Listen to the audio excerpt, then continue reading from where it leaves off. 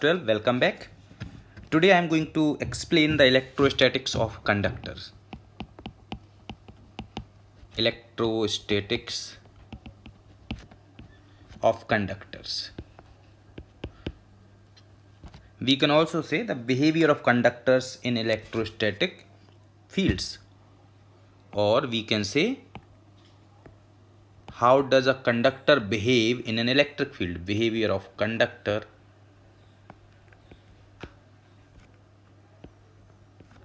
In an electric field. बात बराबर है, दोनों का मीनिंग भी एक ही है, बस जस्ट वर्ड ही अलग कर दिए. Electrostatics of a conductor is a general heading and this also can be written as that behaviour of conductor in an external electric field. In an external बोल भी लिख दूँ तो भी और ज़्यादा बेहतर रहेगा. Obviously, a conductor itself does not produce any kind of electric field if it is not charged. Right? Alright, so let's start now. First thing is, which I am going to explain. First thing is that net electrostatic field is zero inside the conductor. Net field in the interior of a conductor is zero. And how does this happen? Whenever a conductor is placed in an electric field, for example, let us say this is a positively charged plate and this is a negatively charged plate.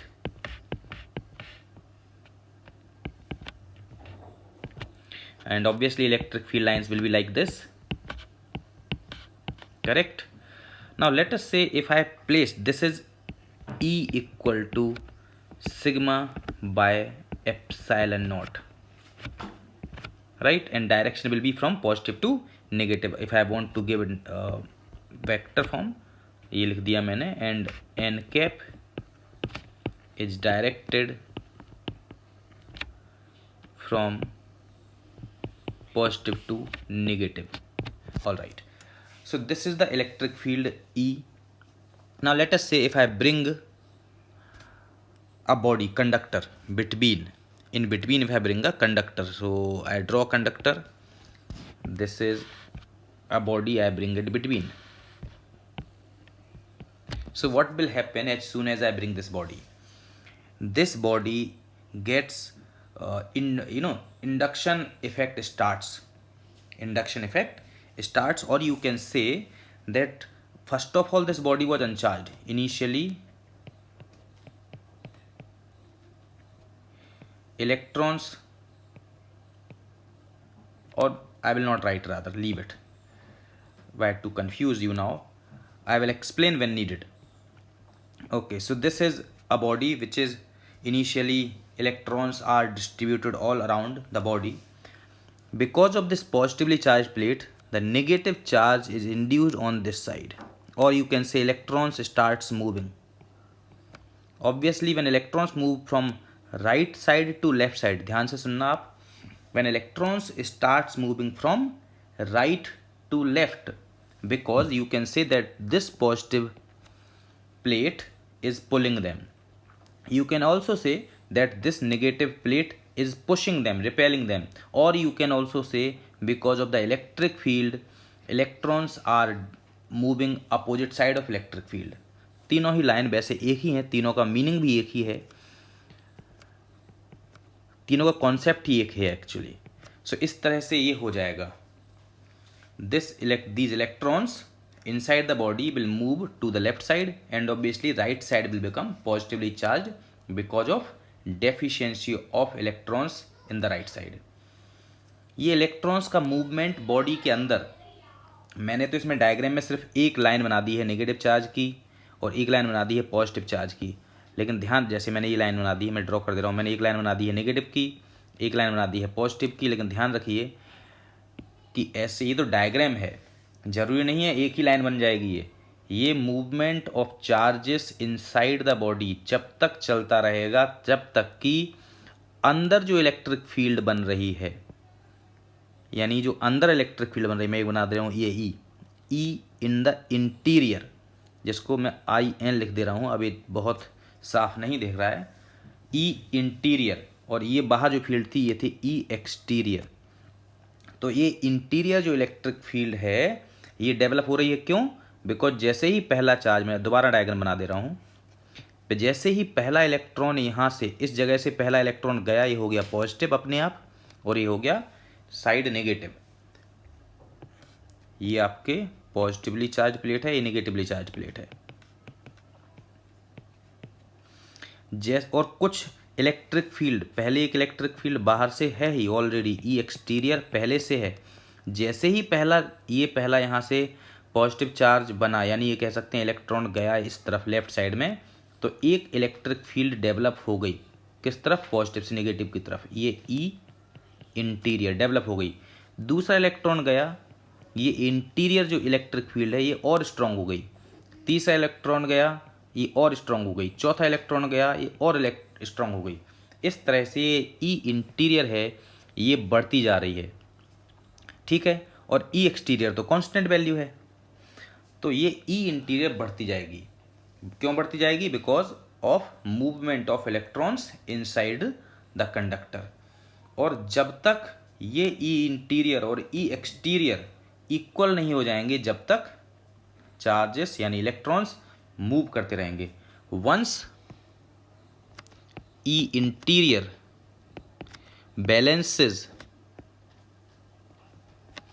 E exterior, movement of electrons stops. Movement of electrons inside conductor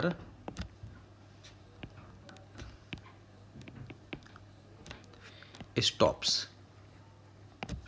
obviously E interior और E exterior opposite direction में है, तो ई जो net होता है वो दोनों की डायरेक्शन अपोजिट है, equals to E exterior minus E interior, तो ये नेट इलेक्ट्रिक फील्ड हो जाती है 0। यही लाइन पहला लिखी हुई है मैंने। फाइन, ध्यान देने लायक बात फिर से समझा दे रहा हूँ मैं कि देखिए, इलेक्ट्रिक फील्ड अंदर जो कंडक्टर के है उसकी डायरेक्शन क्या है? Right to left. ध्यान सुनिए, अंदर क्या है? राइट से लेफ्ट, बाहर क्या है? लेफ्ट से राइट। दोनों नेट फील्ड जो है वो 0 हो जाएगी जब दोनों इक्वल हो जाएंगे, ठीक है। अब कोई क्वेश्चन, कोई स्टूडेंट को ये भी क्वेश्चन आ रहा होगा शायद कि इक्वल होने पर क्यों रुक जाएंगे, तो इसके लिए फिर से मैं इसको थोड़ा सा एक्सप्लेन करता हूँ, एक रिवीजन समझ लीजिए इसको। फिर से डायग्राम बनाता हूँ मैं। ये पॉजिटिवली चार्ज प्लेट है, नेगेटिवली चार्ज प्लेट है, जो कि सोर्स का काम कर रही है इलेक्ट्रिक फील्ड के। शुरुआत में ये आपका कंडक्टर है जो बीच में लाया गया है। ये थोड़ा बड़ा बना दे रहा हूँ जिससे डायग्राम में आसानी रहे लिखने में मुझे। ई एक्सटीरियर इस तरह से है, ये है ई एक्सटीरियर, इस तरफ ई एक्सटीरियर। फिर से समझिएगा, इलेक्ट्रॉन, पहला इलेक्ट्रॉन जैसे ही सोर्स की तरफ गया, इलेक्ट्रिक फील्ड के अगेंस्ट मूव करता है ना, electron moves against electric field. तो पहला इलेक्ट्रॉन जैसे ही यहाँ से गया, यहाँ आ गया, या उसको इस तरह से बोलें कि force on electron equal to Q E, sorry ये क्यू ई, और इलेक्ट्रिक फील्ड के अगेंस्ट जाता है। इसको एक काम करता हूँ, ई चार्ज रखता हूँ, एफ इक्वल टू माइनस ई, इस तरह से हो जाएगा। ये फोर्स लगा माइनस ई, तो इस तरह से ये पहला इलेक्ट्रॉन मूव करके चला गया। इसी तरह से दूसरा इलेक्ट्रॉन मूव करके गया, क्यों? Because it is being pulled. Third electron भी मूव करके चला गया, फोर्थ इलेक्ट्रॉन भी मूव करके चला गया, फिफ्थ इलेक्ट्रॉन भी मूव करके चला गया। इस तरह से कई इलेक्ट्रॉन जा रहे हैं, लेकिन साथ ही साथ जब पहला इलेक्ट्रॉन ने मूव किया, अंदर एक इलेक्ट्रिक फील्ड आ गई इस तरह से, ई इंटीरियर। जब ये अंदर इलेक्ट्रिक फील्ड आ गई तो ये क्या कर रही है, ये अंदर वाली जो इलेक्ट्रिक फील्ड है, वापस मैं इसको मिटा देता हूँ।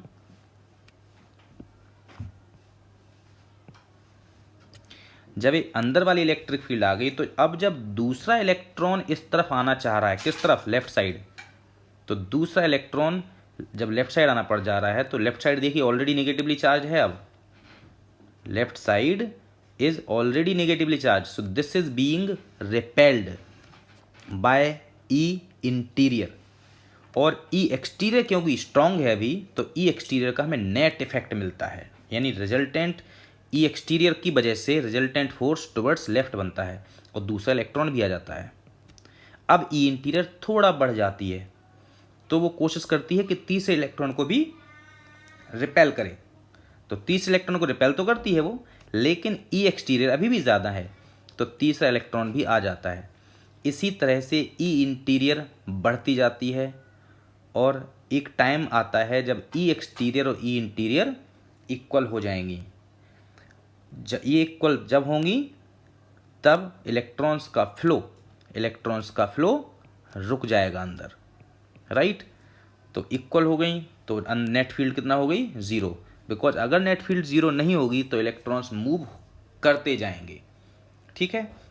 हालांकि ये बहुत जल्दी हो जाता है, almost instantly, as soon as a conductor is brought in an external electric field, ये तुरंत हो जाता है, इट डजेंट टेक्स टाइम, और it takes time actually, you can say, but time is so little, so instant, it happens that we can say it happens in no time. Fine. So main बात अगर आप ध्यान रखना चाहें इसको, कि electric field जो है, net field in the interior of a conductor is zero. I hope आपको याद रहेगी।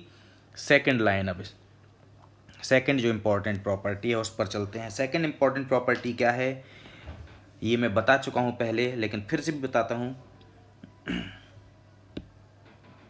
Change the colour. Okay, second property कि on the surface, just outside the surface of a charge conductor, electric field is normal to the surface. Electric field is always normal to the charged surface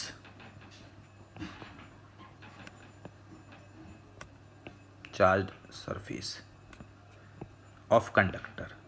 अब इसको भी मैं explain करता हूँ, ऐसा क्यों, why, question comes why। मैं explain कर चुका हूँ इसको पहले अपने एक वीडियो में, जिसमें मैंने इक्विपोटेंशियल सरफेसेस के बारे में समझाया था। दोबारा समझाता हूँ, रिवाइज हो जाएगा। फाइन। तो इलेक्ट्रिक फील्ड जो है, मैंने बोला इसमें कि always normal to the charge surface, ठीक है। अब जो सरफेस है कंडक्टर की, उस पर क्या है, इलेक्ट्रॉन्स यानी चार्ज है। चार्ज क्या करता है, फ्लो करता है। फ्लो कब करता है, जब पोटेंशियल डिफरेंस हो। आपको मेरी बात समझ में आ रही होगी। चार्ज फ्लो कब करता है, जब पोटेंशियल डिफरेंस हो। तो जब भी कोई चार्ज सरफेस है, उस चार्ज सरफेस पर चार्ज फ्लो करेगा, and it will flow almost in no time, in such a way that each point of the charge surface gets same potential, जिसको हम एक लाइन में बोल देते हैं कि हर एक चार्ज सरफेस जो होती है वो इक्विपोटेंशियल होती है। इसीलिए, क्यों, क्योंकि कोई भी चार्ज सरफेस पर आपने चार्ज दिया, वो तुरंत ही डिस्ट्रीब्यूट हो जाएगा, और इस तरह से डिस्ट्रीब्यूट होगा कि वो चार्ज सरफेस जो है अपने आप इक्विपोटेंशियल बन जाएगी इंस्टेंटली, इन नो टाइम, ठीक है। तो इसका मैं लिख देता हूँ, as soon as a charge is given to a conductor, it flows in such a way, it flows because of, और इसको थोड़ा सा एक्सप्लेन कर देता हूँ मैं, because of potential difference initially, because of potential difference initially।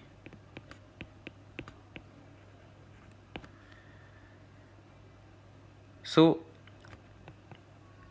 it flows, so charge flows, so charge flows and makes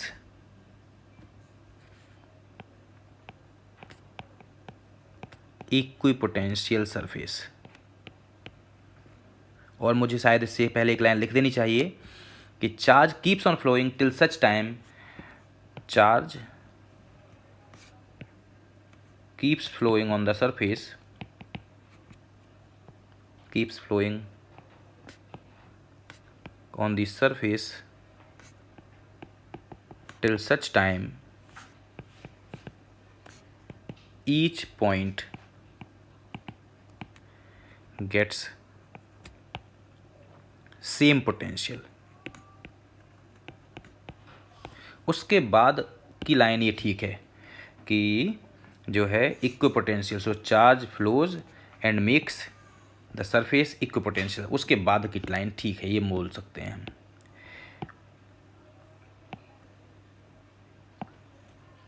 correct. तो surface कैसी हो गई? इक्विपोटेंशियल। अब इक्विपोटेंशियल का मीनिंग क्या हुआ?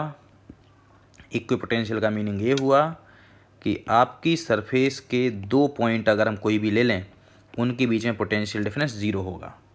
पोटेंशियल डिफरेंस जीरो होगा, इसका meaning work done,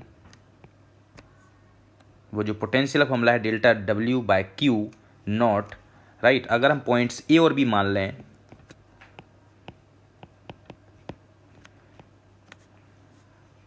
let there are 2 points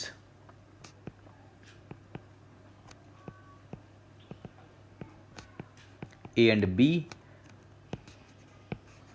and a charge Q naught is taken from B to A। Charge को B से A ले जाया गया है, तो potential difference VA minus VB, याद रखिए जिस जगह ले जाया गया, मैं पहले भी डिस्कस कर चुका हूँ, जिस जगह पॉजिटिव चार्ज को ले जाया गया वो हायर पोटेंशियल पर होगी। तो VA higher potential, VB lower potential, इसको क्या बोलेंगे हम? Potential difference between A and B। तो delta V equal to work done in taking charge A to B divided by the charge. ये मैंने एक तरह से आपको पोटेंशियल की डेफिनेशन को डिफाइन कर दिया दोबारा। एनीवे, इसी पर वापस चलते हैं। तो delta V equal to zero equal to delta W AB upon Q not, और इसको हम अब सॉल्व कर दें। Delta W AB equal to zero, because charge तो कुछ ना कुछ है, वो ज़ीरो है नहीं, और इतने हिस्से की वजह से कोई तो ज़ीरो होना पड़ेगा, and obviously Q not can not be zero, otherwise answer will become infinity. So WAB is zero.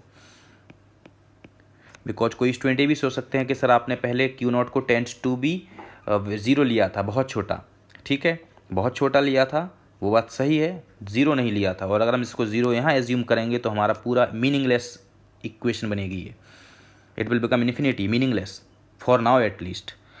Okay, delta WAB equal to zero. तो इस टर्म को हम थोड़ा सा स्प्लिट करें। वर्क डन का फॉर्मूला क्या था? Minus Q not E DR equal to zero, if you remember this. इसका मीनिंग क्या हुआ? Q नॉट तो ज़ीरो है नहीं, ठीक है ना, तो E DR equals to zero, और E DR यानी इलेक्ट्रिक फील्ड, और DR means displacement vector A to B, sorry यहाँ B टू A ले जाया गया था। तो E और DR का डॉट प्रोडक्ट जीरो कब होगा? डॉट प्रोडक्ट तो जीरो तभी होगा, here E is not zero, obviously zero नहीं है, DR भी ज़ीरो नहीं है। DR ज़ीरो इसलिए नहीं है क्योंकि A और B दो अलग अलग पॉइंट हैं, तो दोनों के बीच में कुछ तो दूरी है, ज़ीरो तो है ही नहीं। तो जब दोनों ही ज़ीरो नहीं हैं और डॉट प्रोडक्ट ज़ीरो है, इसका मीनिंग ये हुआ कि इलेक्ट्रिक फील्ड लाइन जो है वो DR के परपेंडिकुलर है। अब DR क्या है? A line on the surface. DR क्या है? A line on the surface, ठीक है ना? Fine, so we get it now. Hence electric field, I hope आपको भी समझ में आ गई हो बात, is always perpendicular to a charge surface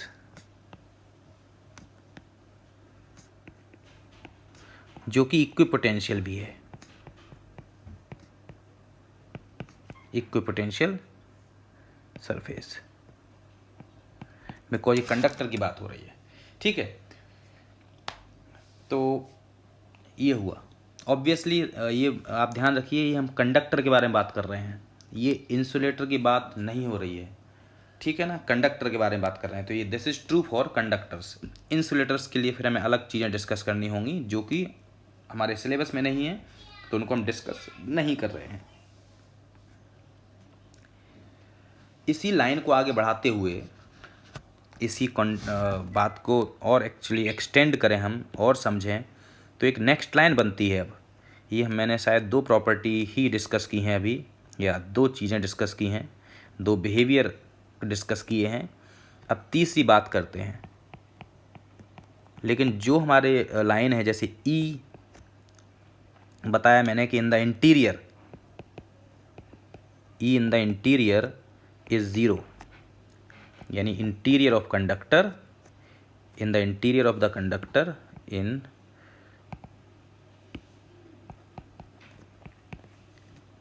in the interior of a conductor electric field is zero।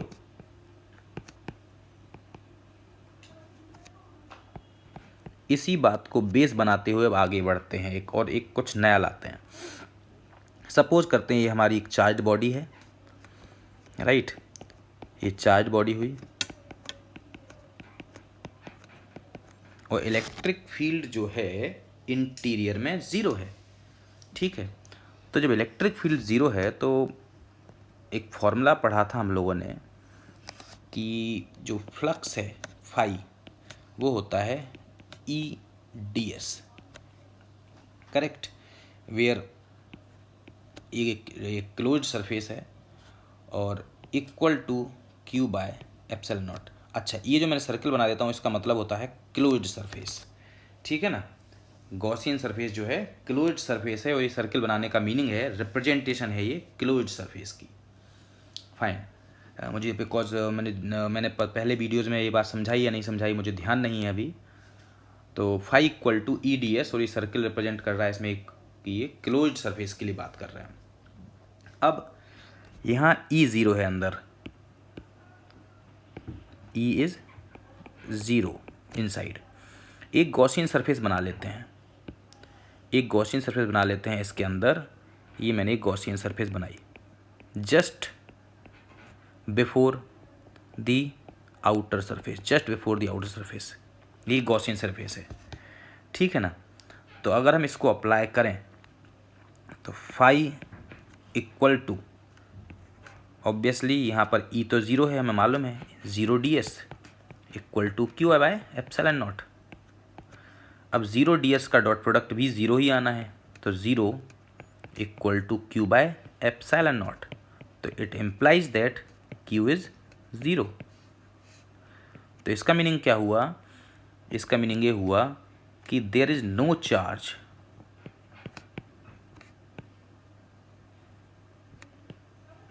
in the interior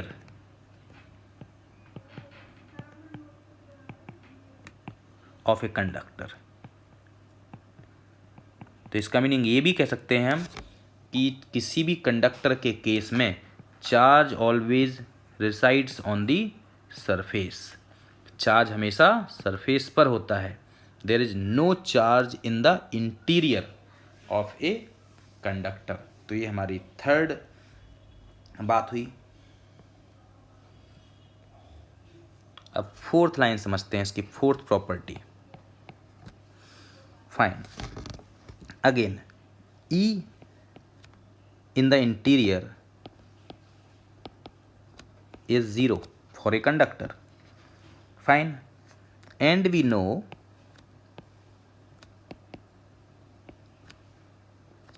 that E is also equal to minus dV by dr in magnitude, ये हमें पहले से पता है। Interior portion में अगर हम zero लगा दें, इसकी वैल्यू रख दें, अगर रख दें, इसका मीनिंग कि dv/dr equal to zero, correct. अब अगर ज़ीरो है, साइन को भूल सकते हैं ऑब्वियसली, माइनस ज़ीरो या प्लस ज़ीरो होता ही नहीं है कोई बात, तो dv/dr इक्वल टू ज़ीरो। अब ज़रा याद करिए डिफरेंशिएशन के कॉन्सेप्ट्स कि किसी भी क्वांटिटी का डिफरेंशिएशन ज़ीरो कब आता है। यहाँ जो लाइन है एक्चुअली इसको मैं और अच्छे से लिख देता हूँ, ये लाइन है ये, यानी d/dr ऑफ v यानी differentiation of potential with respect to r is zero. यहाँ पर इलेक्ट्रिक फील्ड ज़ीरो आ रही है, इलेक्ट्रिक फील्ड ज़ीरो आ रही है। तो इलेक्ट्रिक फील्ड ज़ीरो क्यों आ रही है? क्योंकि पोटेंशियल ज़ीरो होना, पोटेंशियल कांस्टेंट होना चाहिए, बिकॉज कांस्टेंट वैल्यू को डिफरेंशिएट करने पर ज़ीरो मिलता है। We know that d/dx of a constant value gives zero, ये हमें पता है। अगर नहीं पता है तो अब प्लीज़ ध्यान रखिएगा, कांस्टेंट वैल्यू को डिफरेंशिएट करने से ज़ीरो मिलता है हमें। तो इसका मीनिंग ये हुआ कि अगर इलेक्ट्रिक फील्ड ज़ीरो है तो v should be constant, v should be constant. और कहाँ कांस्टेंट होगा? इन द इंटीरियर। तो अब एक लाइन ऊपर लिख देंगे हम, दैट कि v यानी potential is constant in the interior of a conductor।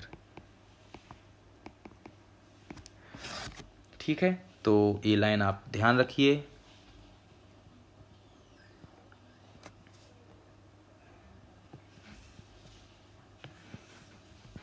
Fine, तो ये इतना बात हुई। अब इसका अगर हमें फॉर्मूला भी लिखना हो तो वो भी लिख सकते हैं कि जो v है वो उसकी वैल्यू कितनी होगी, लेकिन फ़िलहाल उसको अभी हम टालते हैं या लिख देते हैं। चलिए, v की वैल्यू कांस्टेंट होगी in the interior to the surface.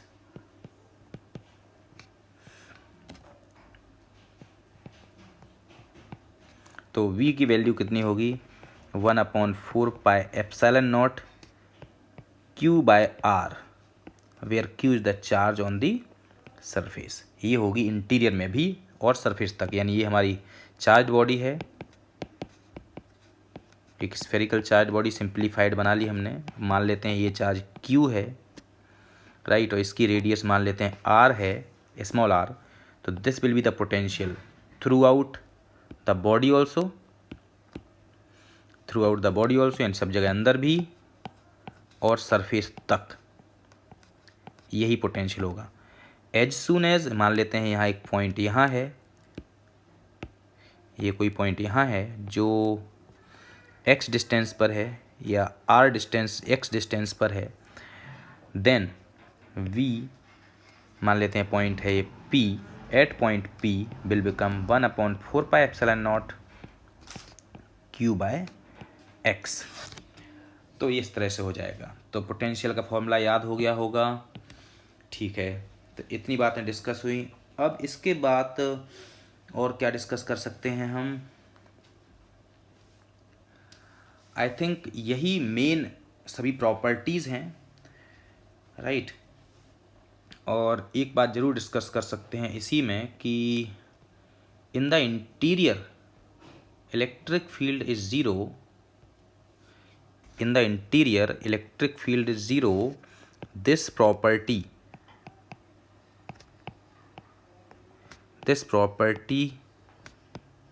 makes conductor useful in electrostatic shielding।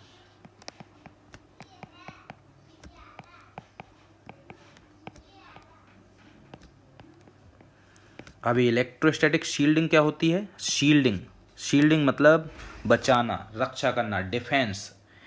तो इलेक्ट्रोस्टैटिक शील्ड की तरह काम कर सकता है हमारा कंडक्टर। जैसे हम कार के अंदर बैठे हैं और अगर लाइटनिंग होती है तो लाइटनिंग कार के अंदर असर नहीं डालेगी, because the current will flow to the ground through the with the help of the body of the car, because car की बॉडी है वो कंडक्टिंग मटेरियल है और वो उस कंडक्टिंग मटेरियल से मूव करते हुए अर्थ में चली जाएगी। इसीलिए लाइटनिंग कंडक्टर्स जो लगाए जाते हैं वो इसी तरह से कुछ काम करते हैं, ठीक है ना। ये भी बोल सकते हैं कि आप अगर आप एक कंडक्टर के अंदर बैठ जाएं, एक स्फेरिकल बॉल के अंदर बैठ जाएं और वो कंडक्टर है, अगर कंडक्टर है आप उसके अंदर बैठ जाएं और अगर हम करंट फ्लो कराएं उस चार्ज बॉडी में करंट दें तो हमें अंदर करंट नहीं लगेगा, ठीक है। हालांकि मैं आपको ये करने को नहीं बोल रहा हूँ, don't do all these kind of things. मैं ये समझा रहा हूँ कि जैसे ये आपका मैंने ड्रॉ किया डायग्राम, इसके अंदर अगर कोई पर्सन है, एक लिविंग पर्सन है ना, ऑब्वियसली इसकी कुछ तो थिकनेस होगी ही, है ना, कुछ थिकनेस है इसकी। अगर इसको ऊपर हम एक करंट फ्लो कराएं, राइट, मान लेते हैं आई करंट है और यहाँ एक दूसरा करंट, एक वायर ले लें कंडक्शन के लिए ना, तो या नहीं भी लें तो भी चलेगा, राइट, ये ना भी बनाएं तो अंदर बैठे पर्सन को करंट नहीं लगना चाहिए, ठीक है ना। ये मैं समझा रहा हूँ इसमें। तो ये एक तरह की इलेक्ट्रोस्टैटिक शील्डिंग है, ठीक है। तो आज के लिए इतना ही। ये बिहेवियर ऑफ कंडक्टर की बात हुई आज, behaviour of conductor in electrostatic fields, ठीक है ना। तो नेक्स्ट जो अब मैं अपना वीडियो बनाऊंगा उसमें इलेक्ट्रिकल कैपेसिटेंस की बात करेंगे हम, electrical capacitance of a conductor. So I expect कि before I make that video please read little bit about electrical capacitance of a conductor. इस जो मैंने ये वीडियो अभी जिसके बारे में जो चल रहा है बना रहा हूँ, इसको प्लीज़ अच्छे से समझ लीजिएगा। कोई भी डाउट्स हो तो यू कैन ईमेल मी और send me message with any medium if you have contact. Anyway, thank you, or you can put in the comments also. I will try to, if I see, I'll try to make another video for